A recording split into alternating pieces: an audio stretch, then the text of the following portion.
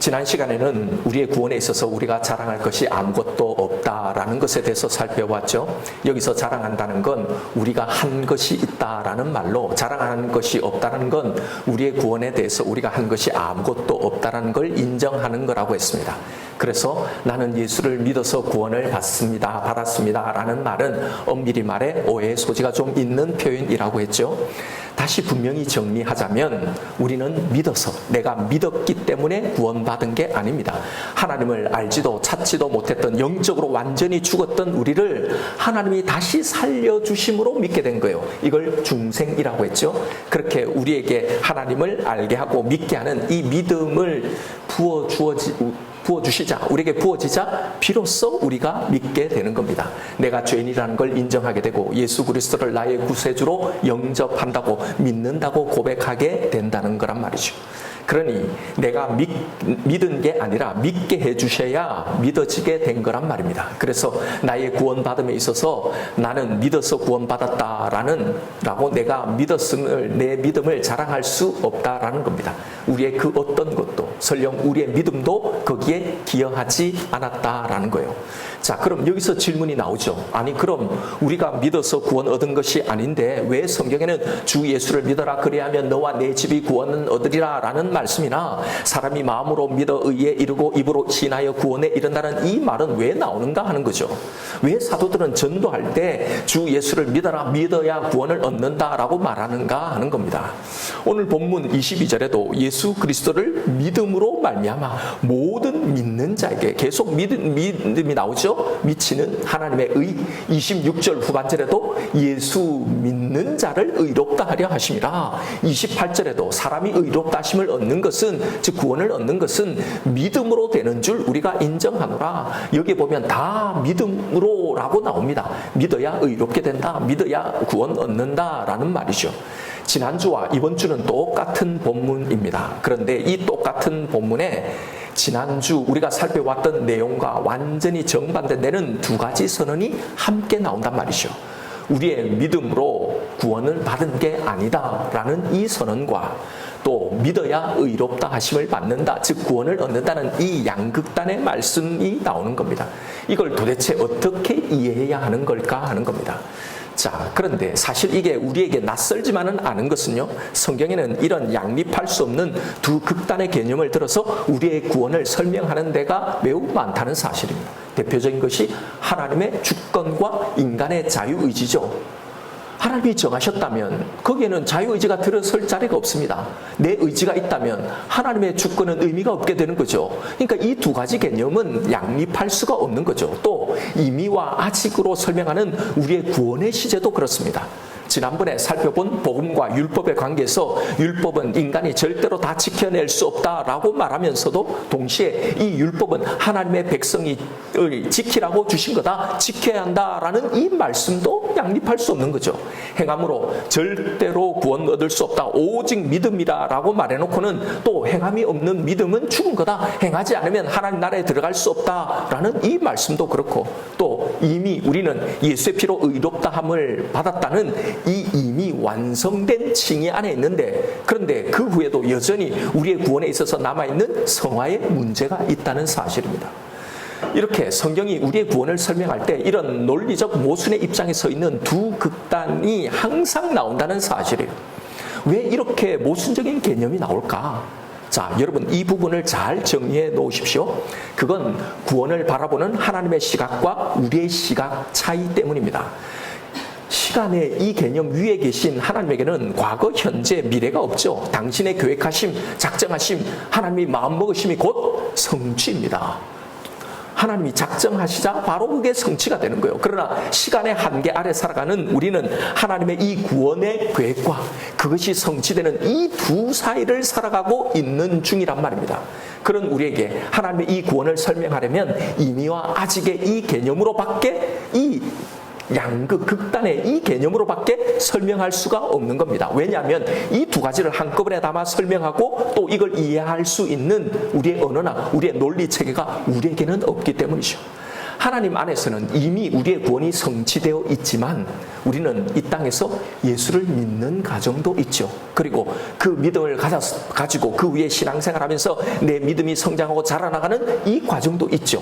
그러면서 주님의 재림을 기다리고 혹은 우리의 몸의 구속, 즉 죽음을 통해 천국에 이르는 이 여정이 우리에게는 남아 있다는 겁니다.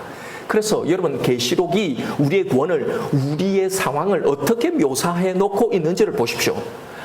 두 가지로 표현하는 거예요. 하늘교회, 하늘의 성도의 이미 완성된 모습, 승리와 영광 안에 들어가 있는 이 모습과, 그러나 아직도 이 구원의 여정을 걸어가고 있는 지상에서, 이 땅에서 전투하는 교회, 전투하는 성도의 모습으로 교차적으로 보여주고 있었잖아요.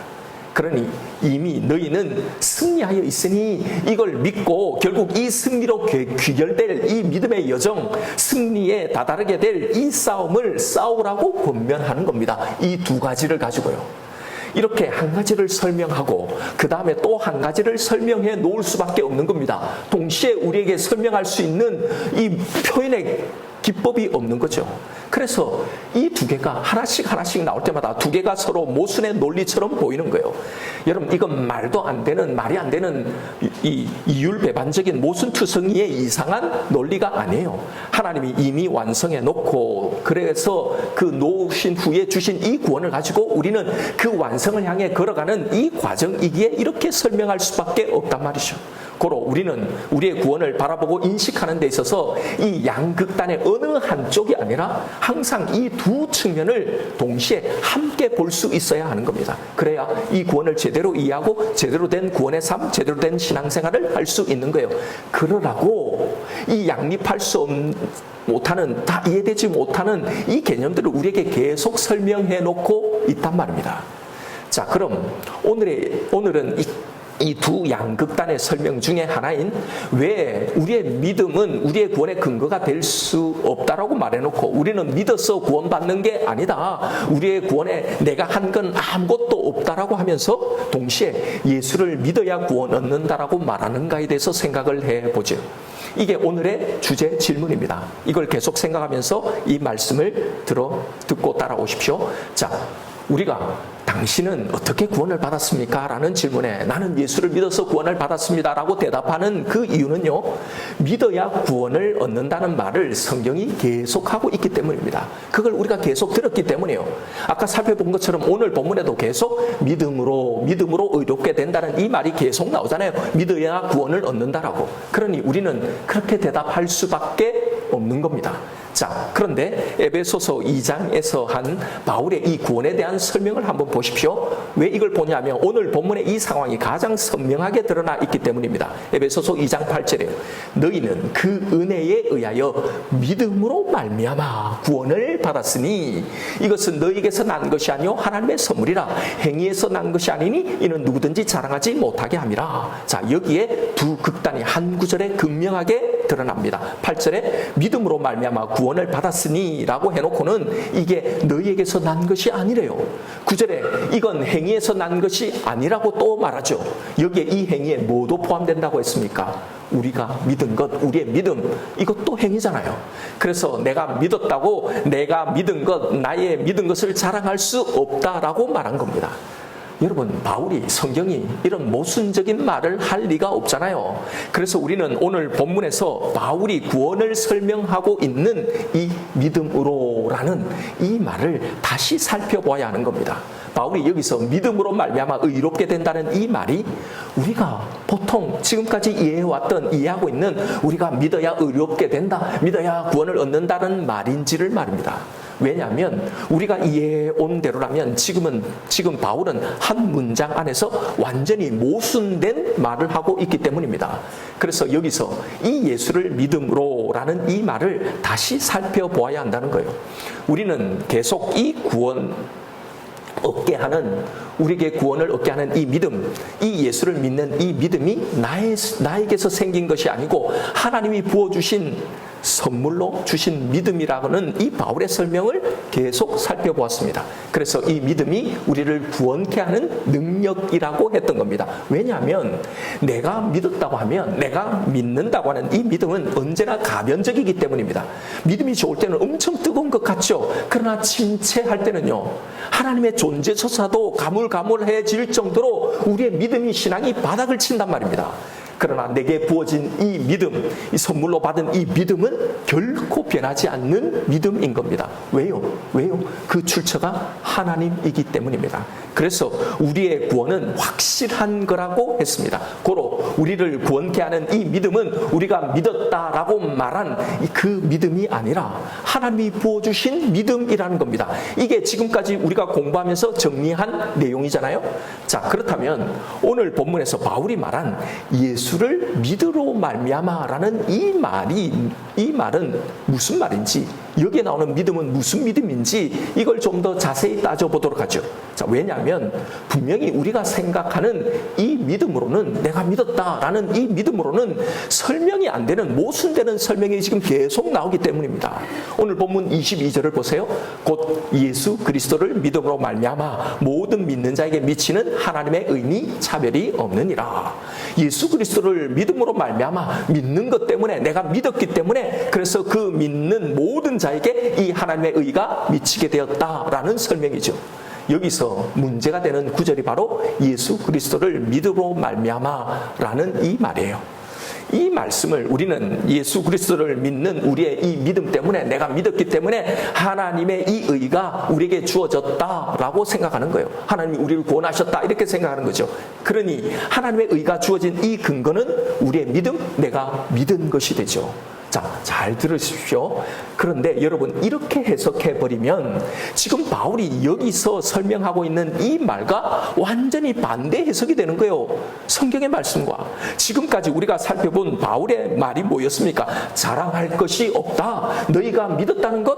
야, 너희의 믿음이 너희를 구원하는 게 전혀 아니다라는 이 설명이었잖아요. 그래서 23절에 모든 사람이 죄를 범하였음에 하나님의 영광에 이르지 못하더니, 이 말이 무슨 의미예요? 한 사람도 믿지 않았다는 겁니다. 그런데 어떻게 의롭게 되게 되었는가? 24절에요.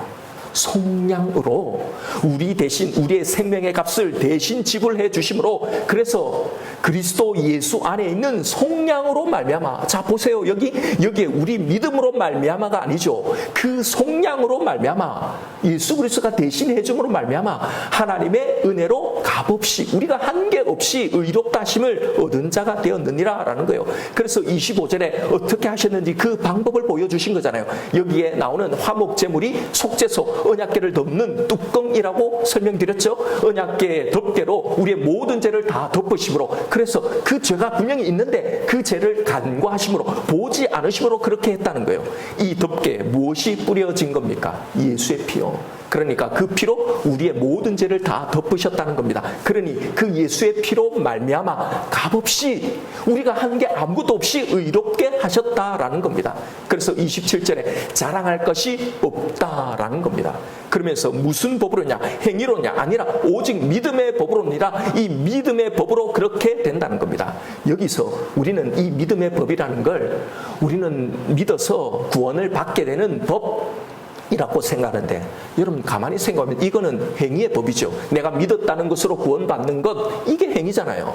고로 여기서 바울이 말하는 믿음의 법은 이런 게 아닙니다. 내가 믿어서 구원을 얻는다고 해서 믿음의 법이라고 말한 게 아니라, 앞에서 설명했던 건요, 값없이, 내가 행한 것 없이, 내가 행한 것 아무것 없는데 그걸 내가 한 것으로 인정해 주겠다는 게 바로 이 믿음의 법이라는 겁니다. 그래서 이 믿음의 법칙에 누가 등장하냐면 우리의 믿음이 아니라 예수 그리스도가 등장한단 말입니다. 행위의 법은 내가 행한 대로 내가 다 책임지는 게 행위의 법이죠. 그런데 내가 온전히 믿었느냐? 아니란 말이죠. 그러니 그 행한 대로 우리는 그 죄의 대가를 다 지불해야 하는 겁니다. 그러나 믿음의 법이 오는 거예요. 믿음의 법은 우리의 모든 결과를 우리가 지는 것이 아니라 누가 져요? 예수 그리스도가. 그가 이 모든 결과를 다 지실 뿐만 아니라 이 모든 행위의 요구, 율법의 요구를 온전하게 완벽하게 순종하셔서 그로 인해 그가 받으신 그 선한 모든 결과들, 그 예수님의 자격, 그 예수님의 모든 결과를 우리의 것으로, 우리가 한 것으로 간주해 주시겠다는 이 하나님의 언약의 룰, 이 법, 그 법을 믿음의 법이라는 이 말로 지금 설명을 하고 있는 거란 말입니다. 그래서 22절의 말씀을 다시 보십시오. 곧 예수 그리스도를 믿음으로 말미암아 모든 믿는 자에게 미치는 하나님의 의니 차별이 없느니라. 여기서의 문제의 구절이라고 말씀드린 예수 그리스도를 믿음으로 말미암아라는 이 말은요, 그래서 우리의 믿음이 아니라 예수 그리스도의 믿음을 말하고 있는 거란 말입니다. 우리가 예수 그리스도를 믿는 것으로 말미암아 그것 때문에 내가 믿었기 때문에 의롭게 되는 게 아니라 예수 그리스도의 바로 그 믿음, 예수님이 하나님께 한 온전한 이 순종의 믿음 때문에 우리가 의롭게 되었단 말입니다. 그래서 차별이 없다는 거예요. 그 순종, 그 믿음을 우리가 한 것으로 간주해 주심으로 그것으로 말미암아 의롭게 되었다라는 말인 겁니다. 이게 바로 우리가 구원 얻는 믿음의 법이라고 말하는 겁니다. 여러분, 이게 그냥 제가 하는 개인 해석이 아니라 헬라 원문을 보면요, 이건 소유격으로도 목적격으로도 둘 다 번역이 가능한 말입니다. 그러니까 지금 우리가 보는 개정 번역에서는 예수를 믿음으로 라고 목적격으로 번역이 가능하고 예수의 믿음이라고 소유격으로 번역이 가능하다는 말입니다. 그런데 여러분, 이걸 목적격으로 예수를 믿음으로 번역해버리면 바울의 설명이 앞뒤가 안 맞는 모순이 되어버리는 거예요. 그래서 이게 예수를 믿음으로가 아니라 예수의 믿음이 되어야 하는 거예요. 여기서 예수의 믿음이란 예수님이 하나님의 말씀을 십자가로 온전히 이루신 바로 이 믿음, 이 순종을 말하는 겁니다. 그러므로 우리가 의로워지는 것은 우리의 믿음 때문이 아니라 이 온전한 예수님의 믿음, 이 온전한 예수님의 순종, 이 십자가 때문이라고 말을 하는 겁니다. 그런데 우리말 성경에는 이걸 목적격으로 우리가 예수를 믿음으로라고 번역해 놓으니 바울이 말하는 바와 완전히 모순된 상황이 벌어지는 거란 말입니다. 내 구원에 내가 한 것이 없다고, 자랑할 것이 없다고 그렇게 설명을 해 왔는데도, 우리도 그렇게 그 한 측면을 이해하고 있는데도, 그런데 여전히 우리가 믿어야 한다는 걸, 여전히 행위를 강조하고 의지하는 것으로 우리가 나아가게 된단 말입니다. 이 해석이 뭐 그리 중요하냐 하시겠지만 중요합니다. 매우 중요합니다. 지난 시간에도 계속 설명한 것처럼 우리의 구원의 확신이 바로 여기서 다 흔들리기 때문입니다. 성경이 구원을 설명하면서 해놓은 이 말씀을 다 우리의 믿음이라고 해석해서 우리의 구원의 근거를 다 우리의 믿음에 놓고 있기 때문에 우리의 모습을 보면 계속 흔들리는 거란 말입니다. 여러분은 여러분의 구원을 무엇으로 확인하고 확신해 오셨습니까? 저는 예수를 믿습니다. 저는 죄인임을 정말로 인정하고 내 죄를 예수님이 십자가에서 다 대속하셨다는 걸 저는 믿고 인정합니다. 여러분, 미안하지만 이건 행위의 법 아래 있는 겁니다. 아직 이 믿음의 법 안에 있지 않는 거예요. 예, 말은 그렇게 할 수 있지만 사실은 그것이 내용이서는 안 되는 거예요. 그래서 우리가 늘 불안하고 두려운 거예요. 왜요? 결국 내가 믿었다는 그것이 내 구원의 근거가 될 때에 제대로 믿지 못하는 내 모습을 보게 되면, 의심하고 흔들리는 내 믿음을 확인하게 되면 내가 그동안 붙들고 있는 그 모든 근거는 한순간에 사상누각이 되어버리기 때문입니다. 우리의 믿음이라는 걸 한번 보시란 말입니다. 가끔씩 그런 생각도 한단 말입니다. 아, 진짜 정말 천국 있을까? 죽은 다음에 진짜 이런 것들이 있을까라는 이 불경한 생각들요.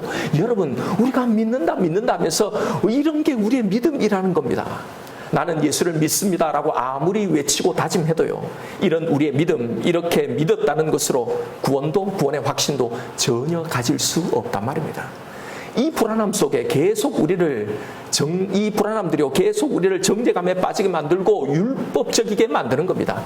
내가 믿어야 한다, 내가 더 믿어야 한다, 자기를 학대하는 신앙생활을 만든 거란 말이죠. 왜요? 내가 믿는다는, 내 믿음이 확실하다는 근거, 그 증명을 내가 확인해야 되니까, 내가 보여야 되니까요.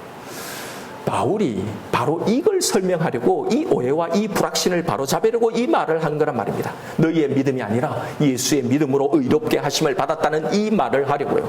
이 예수의 믿음은 완전하고 완벽하니까, 이 예수의 믿음은 절대로 변하지 않으니까요.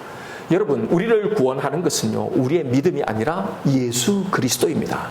고로 우리는 나의 구원의 확신을 위해서 내 믿음을 바라보는 것이 아니라 십자가에서 다 이루었다라고 선언하신 이 그리스도를, 그의 순종을, 그의 믿음을 바라보아야 하는 거예요. 이게 복음입니다.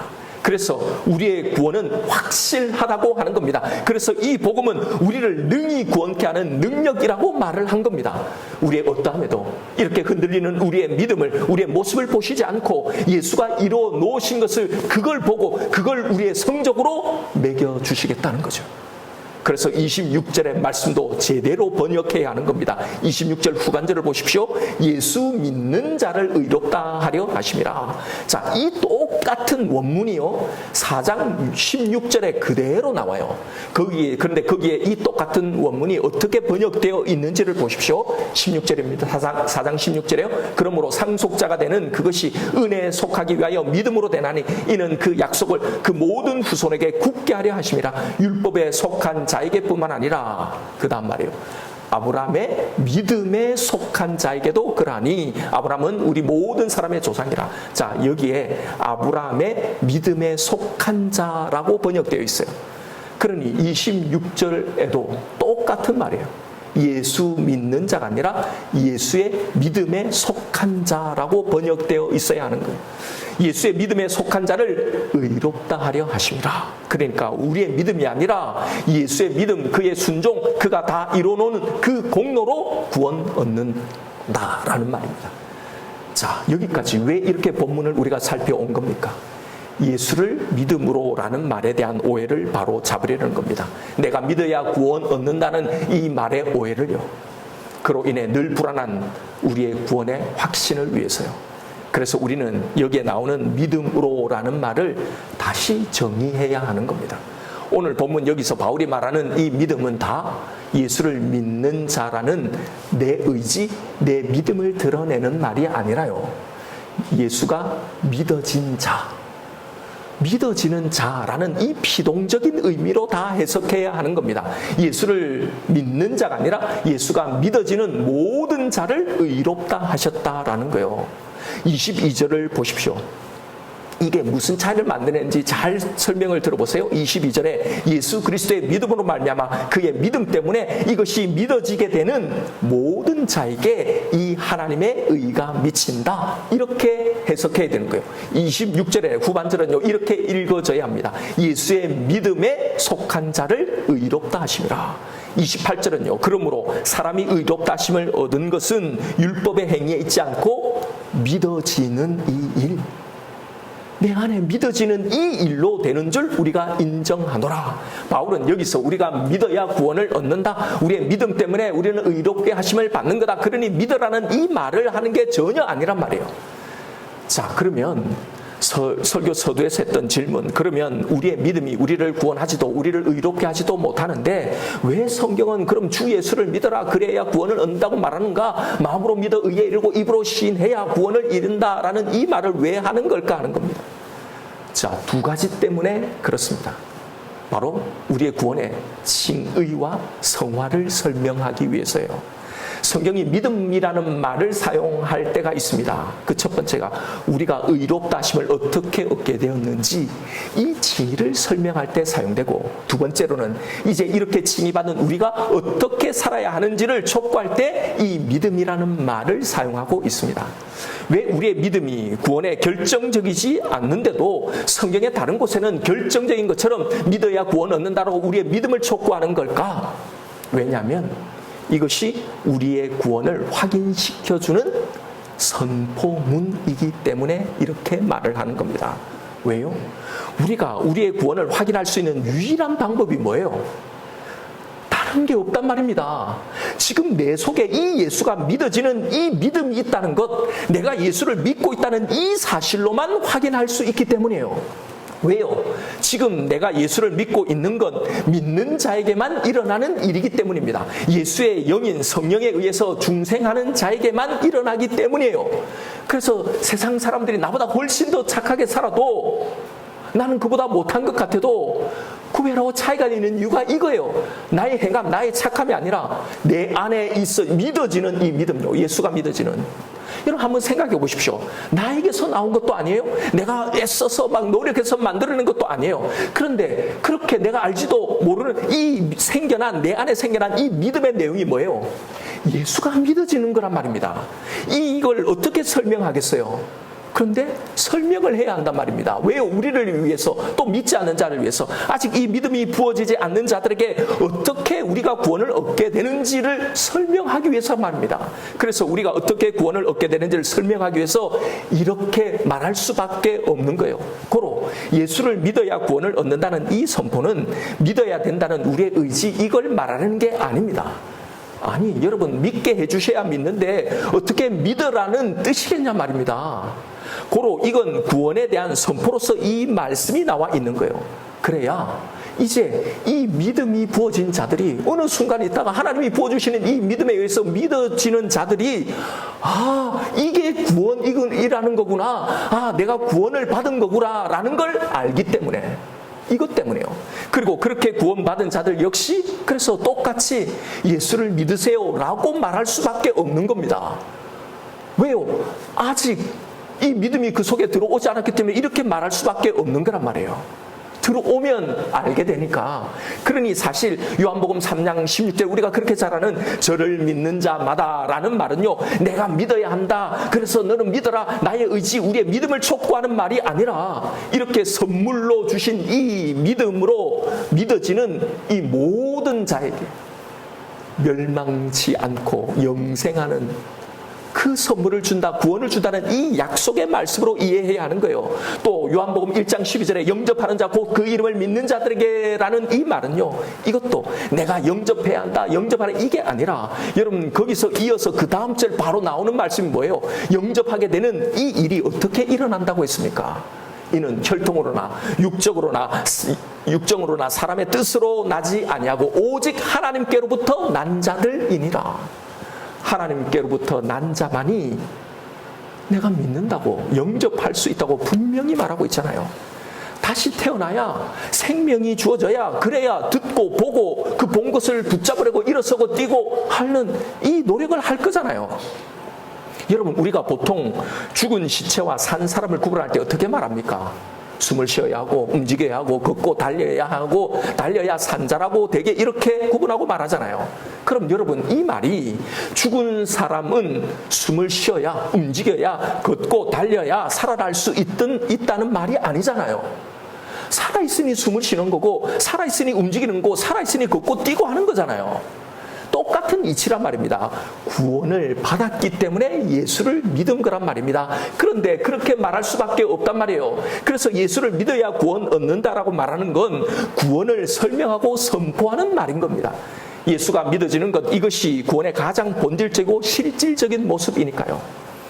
아니, 다시 태어나야 예수를 믿는 믿음이 부어져야 예수를 믿는데, 그런데 지금 네가 이 예수를 믿고 있다면, 믿어진다면 이게 바로 구원이고 이게 바로 네가 구원받은 증거다라는 말로 주 예수를 믿어라, 그리하면 구원을 얻는다라는 이 선포를 한 거란 말이에요.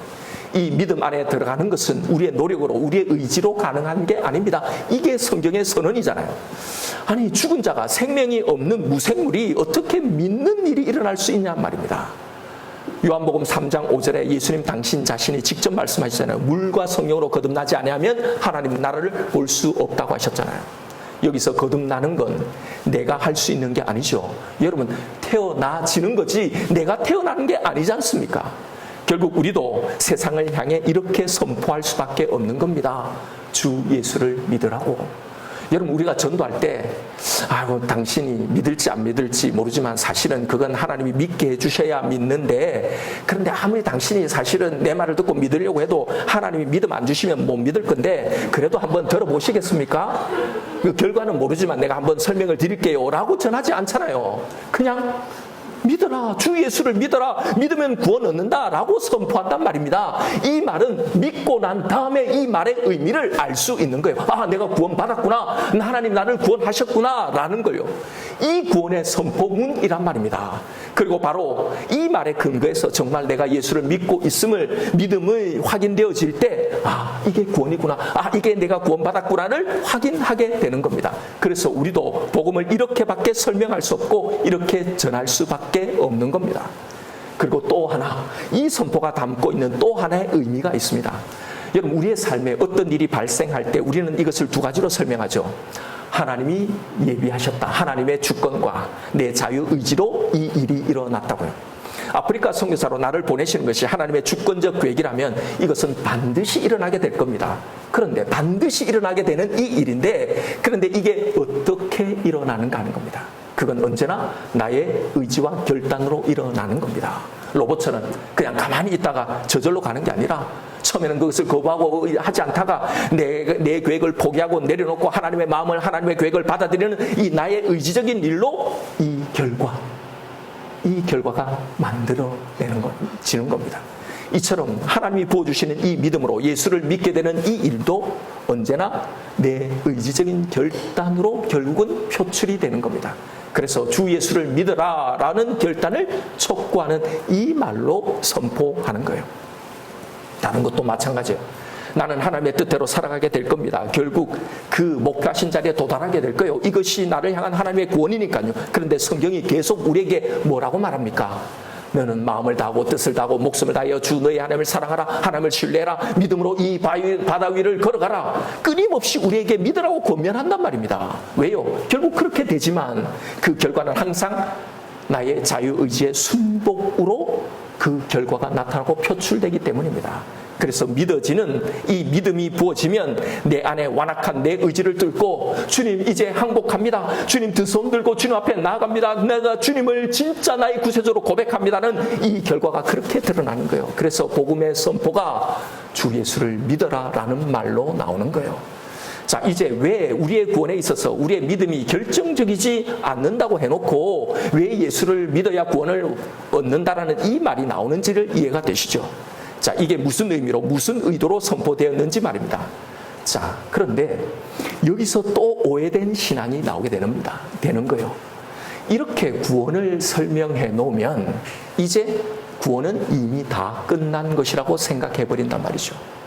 아, 성경이 말하는 믿음이 예수의 믿음으로 얻는 예수의 믿음이라면 그럼 내 믿음은 그렇게 중요한 게 아니네 라고 가버리는 거예요. 여러분, 이건 성경이 설명하고 있는 이 구원의 하나의 측면, 의미에 대한 설명뿐인데 겨우 이것을 이제 한 건데 성경은 구원에 대한 설명을 여기서 끝내지 않고 아직이라는 설명이 남아있고 이걸 하고 있는데 우리는 이미 여기서 이것만 붙드는 거예요. 여기서 다 끝내버리는 겁니다. 여러분, 성경이 설명하는 이 구원을 더 들어야 하는 겁니다. 우리는 내가 편한 한 편만을 붙드는 거예요. 이미 그래 나의 믿음으로 내 행함으로 아니라 하나님의 의로 하나님이 그렇게 해주심으로 구원 얻는다.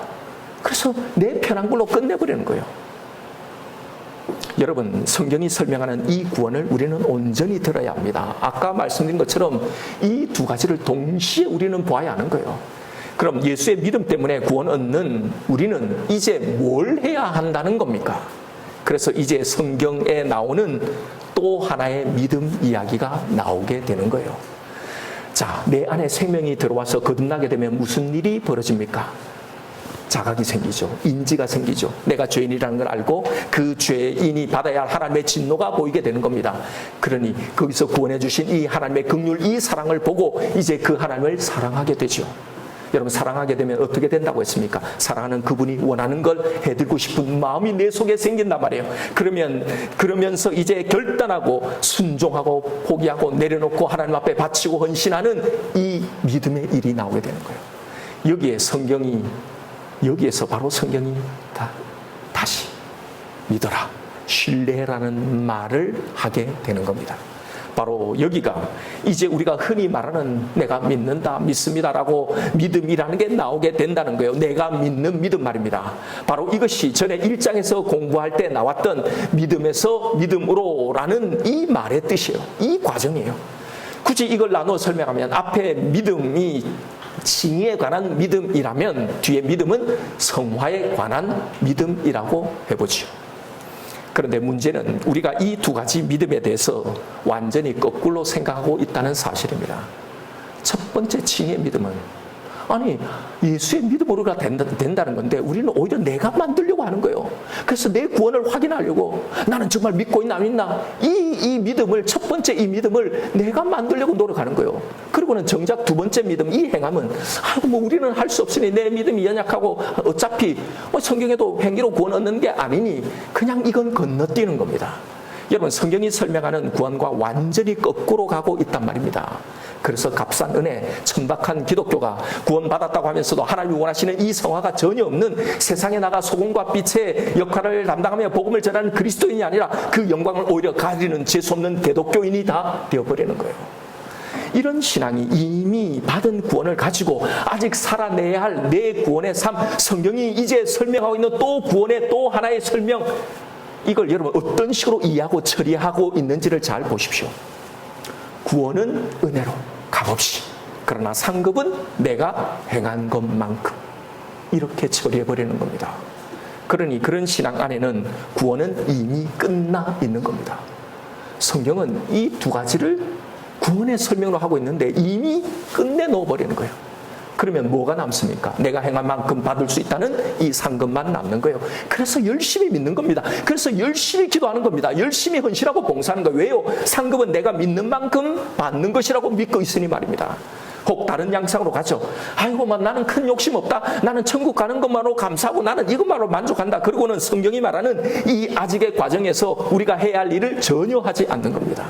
구원을 묻어두죠. 장사하지 않는단 말입니다. 성화의 일, 하나님의 거룩을 닮아가라고 하는 이 구원의 또 하나의 측면, 이 일이 그의 신앙생활에는 없는 겁니다. 그러면서 내 성화의 수준, 이 수준의 성화의 정도의 차이, 이것이 차별이 없이 주어지는 구원이라고 했으니 라고 하면서 말입니다. 이런 신앙이 반성경적이라고 하는 이유가 바로 여기에 있는 겁니다. 성경이 설명하고 있는 이 구원과 완전히 다른 길을 가기 때문이죠. 성경이 우리의 구원을 설명하면서 너의 믿음이 아니라 예수의 믿음으로 구원 얻는다는 이걸 강조한 이유, 이 목적, 그 의도는, 그래서 이제는 너는 구원에 대해서 아무것도 할 필요가 없다는 말을 하려는 게 아니잖아요. 내가 구원을 받았을까 아닐까? 늘 구원의 발목이 잡혀서, 구원의 확신의 발목이 잡혀서 그 다음 단계, 성경이 말하고 있는 구원의 그 다음 단계, 이 믿음으로 믿음에 이르게 하시려는 이 첫 번째 믿음에서 이제 그 다음 우리가 이제 이 받은 이 구원을 가지고 하나님을 믿고 신뢰하는 이 믿음으로 나아가지 못하는 우리를 위해서 바로 이 말씀을 해 주신 거란 말입니다. 구원에 대해서 더 이상 이제 염려하지 말고 의심하지 말라고. 그러니 그냥 가만히 있으라가 아니라 이제 그거 신경 쓰지 말고 이제는 정말 너를 구원한 나를 신뢰하고 나를 믿는 이 믿음, 나를 닮아가려는 이 성화의 삶을 전념하라고 말입니다. 행위는 구원과 상관이 없다? 상급에 관한 문제다? 천만에요. 지금까지 구원에 대해서 설명한 성경의 말씀들을 보십시오. 어디에 이런 말씀이 나오는지를요. 분명히 성경이 설명하는 이 하나님의 구원에는 이 두 가지의 믿음이 다 들어있는 거예요. 똑같이 다 강조되어 있잖아요. 너의 어떠함, 너의 행위로 구원 얻는 것이 아니다. 이 선언과 내 아버지의 뜻대로 하는 자라야 천국에 들어간다는 이 예수의 말씀, 이 두 가지의 말씀, 두 믿음이 똑같이 다요. 내가 받은 구원 말고 여러분 또 다른 상급이 도대체 어디 있습니까? 성경에 그런 상급이 어디 있나요? 아니, 이 땅에서도 빈부의 격차 때문에 그렇게 고통을 당했는데 사실 이게 다 인간의 욕망과 죄 때문에 나온 건데 저 천국에도 상급의 차이가 있다면 이게 무슨 천국이냐 말입니다. 저 사람은 황금 연료관 쓰고 나는 개털 모자를 쓰고 있다면 이게 무슨 천국이겠냐 말이에요. 성경에도 나오지 않는 말을 그렇게 우리는 다 믿고 있단 말입니다. 여러분, 성경이 설명하고 있는 이 구원을 붙드시란 말입니다. 우리에게 부어진 믿음, 우리를 구원한 이 믿음은 반드시 행함으로 우리의 믿음으로 나아가게 되는 겁니다. 반드시요. 왜요? 우리의 죄를 덮어서 구원해 주신 이 예수님의 믿음은 반드시 우리를 당신을 닮은 이 믿음으로 우리를 인도하시기 때문입니다. 이것이 행함 없는 믿음은 죽은 믿음이라고 말한 이유입니다. 행함이 없으면 그건 믿는 게 아니에요. 그래서 믿음으로 믿음에 이른다는 이 말은 믿으면 반드시 행함으로 나오게 되는 이 말과 일맥상통한 겁니다. 이 둘을 잘 분별하십시오. 첫 번째, 믿음을 붙들므로 우리를 구원케 하시는 이 복음, 이 믿음의 능력으로 우리의 구원을 확인하는 겁니다. 확신하는 겁니다. 그리고 그런 우리가 가져야 할 이 믿음, 내 속에 성령님이 요구하시는 이 뜻을 향해서 끊임없이 싸우고 나가는 이 믿음, 이 행위를 추구하십시오. 성화를 추구하세요. 안 돼도 넘어져도 다시 그 음성을 쫓아가며 나아가는 겁니다. 여러분, 이 둘을 반대로 사용해서 불안에 빠지거나 아니면 방종에 빠지는 이 신앙생활을 하지 마시란 말이에요. 내 성질, 내 기질을 그대로 하면서 아이고 나는 어차피 행위로 구원 얻는 게 아니고 내가 완전해서 천국 가는 게 아니니 이러고 있는 건 믿는 게 아니란 말입니다. 왜 우리에게 이 구원의 믿음을 주셨는지, 이 하나님의 목적, 그 의도를 놓치지 말란 말입니다. 성경이 이 구원을 우리에게 어떻게 설명하고 우리에게 어떻게 제시해 놓은지 이걸 보란 말입니다. 이 자리에는 다양한 영적인 상태에 있는 분들이 있습니다. 이 믿음을 분명히 나에게 주셨다고 믿는, 그것이 느껴지고 믿어지는, 그것이 내 속에 작동하고 있다는 걸 느끼는 분들은요, 그 하나님을 정말로 감사하고 사랑하는 일을 하십시오. 그렇게 그 하나님이 기뻐하시고 좋아하는 일, 그 모습으로 살려고 몸부림치는 일을 하십시오. 이게 신앙생활입니다. 그런데 내 안에 뭔가가 있는 것 같은데, 그런데 아직 그게 분명하게 느껴지지 않는 분도 있을 거예요. 그런 분들은 이렇게 구원을 설명하고 있는 이 성경의 말씀을 믿으십시오. 예수를 주라고 시인하는 것은 성령이 아니고서는 안 된다고 했죠. 그럼 이미 내 속에 성령님이 임한 겁니다. 이 말은 이미 이 믿음이 부어져 있다는 겁니다. 그러니 사실은 아직 잘 모르지는데 이렇게 나와 앉아 있는 겁니다. 다 알지 못하지만 내 영혼이 이걸 감각하고 있는 거란 말이에요. 여러분, 이렇게 생각해 보십시오. 우리가 자전거를 배울 때 한번 생각해 보십시오. 예전에 예린이가 처음 자전거를 이제 저한테 배웠거든요. 배울 때 한참 연습을 하면서 이제는 자기가 탈 수 있어요. 그런데 계속 못한다고 하는 겁니다. 아빠 놓으면 안 된다고 하는 거예요. 아버지가 꼭 잡고 있어야 자기가 탈 수 있다고 생각하는 거예요. 자기는 못한다고, 절대 못한다고 굳게 믿고 있는 거예요. 실제는 탈 줄 아는데. 여러분, 이렇게 내가 인식하고 있는 것과 내가 실제로 가지고 있는 것이 이렇게 다를 수 있다는 겁니다. 가지고 있는데 지금은 아직 그걸 확실하게 확인하지 못하고 있을 뿐인 거예요. 이런 거예요. 이 성경의 설명을 믿으십시오. 그리고 이제 내가 그걸 진짜 온전히 자각하도록, 이걸 정말로 진짜 알도록, 느껴지도록 그렇게 해달라고 기도하십시오. 매달리십시오. 이게 신앙생활입니다. 또 이것도 저것도 무슨 말인지 도무지 모르겠고 솔직히 믿어지지 않는 분도 있을 겁니다. 이 말을 설명하면서 전혀 내 귀에 들어오지 않고 멍해 있는 분도 있을 거예요. 여러분, 일단 이게 뭔지 모르고 믿어지지 않는데 이 자리에 있게 하신 것을 감사하세요. 하나님의 작업이 이제 시작될 수도 있잖아요. 이제 그냥 나와 있지 말고요, 나도 이걸 알게 해달라고, 나도 이걸 믿게 해달라고 기도해 보세요. 수로보니게 여인의 갈망을 여러분 기억하십시오. 그가 자신의 딸을 고쳐달라고 예수님께 나오잖아요. 그때 예수님 뭐라고 합니까? 내 자녀에게 줄 떡을 개에게 주는 것이 마땅하지 않다 거절하잖아요. 그런데 뭐라고 합니까? 개라고 취급받아도 예수님께 매달리잖아요. 여러분이 믿게 해달라고 그렇게 애원하는 것 얼마나 해봤어요? 얼마나 간절히 해봤습니까? 그저 내 문제나 있을 때 간절하지, 이런 믿음에 대해서, 이것에 대해서 얼마나 간절해봤냐고요. 제가 잘 알아요. 저도 믿게 해달라고 믿고 싶을 때가 있었거든요. 간절히 기도했는데 믿게 해달라고 했는데 믿음을 안 믿어지는 거예요. 에이씨, 안 믿게 해줘? 나도 안 믿어. 이러고 나는 가버린 거예요. 근데 가만히 생각해 보니요, 하나님이 얼마나 저를 인내하고 기다리시는데 저는 고작 그 몇 달, 몇 번 이거 해봤다고 다 했다고 하는 거란 말이에요. 여러분, 이건요, 될 때까지 해야 하는 겁니다. 이 말을 들으시는 분, 이게 축복이라는 걸 아십시오. 될 때까지 해야 하는 겁니다. 개처럼 취급받아도 저는 개입니다, 그래도 가야 하는 거예요. 왜요? 이 믿음이 없으면 이 땅이 고통스럽죠, 힘들죠. 이 고통과 이 저주와 비교할 수 없는 것들 영원히 받고 산단 말입니다. 이 믿음이 없으면. 그러면 어떻게 해야 됩니까? 매달려야죠. 개처럼 취급받아도, 그 믿음을 안 주시는 것처럼 느껴도 그래도 저는 믿고 싶습니다, 아니 믿으랍니다, 매달리는 거예요. 여러분, 그럴 때 반드시 만나 주시는 거예요. 왜요? 선하신 하나님이기에. 이것이 성경이 우리에게 설명하고 있는 구원의 설명이란 말입니다. 이제 말씀을 맺겠습니다. 여러분, 구원의 설명을 성경에서 다시 들으세요. 제대로 들으십시오. 내 믿음이 아니라 예수의 믿음으로 우리는 구원을 얻은 겁니다. 그래서 그 구원은, 이 구원은 확실한 겁니다. 절대 변하지 않는 겁니다. 그러니 이제 불안하고 의심하는 대신에 그 다음의 믿음, 내가 믿어야 할 일, 내가 변해야 할 이 성화, 이 행함을 향해 나아가야 하는 겁니다. 다른 것에 내 육적인 영적인 에너지를 다 빼앗기지 말고요. 이 이미와 아직 사이에 내가 걸어가야 할 나를 걸어가라고 허락하신 이 신앙의 길에 여기에 집중해서 이걸 하면서 이 구원의 길을 걸어가시는 저와 여러분 우리가 되기를 주님의 이름으로 축원드립니다.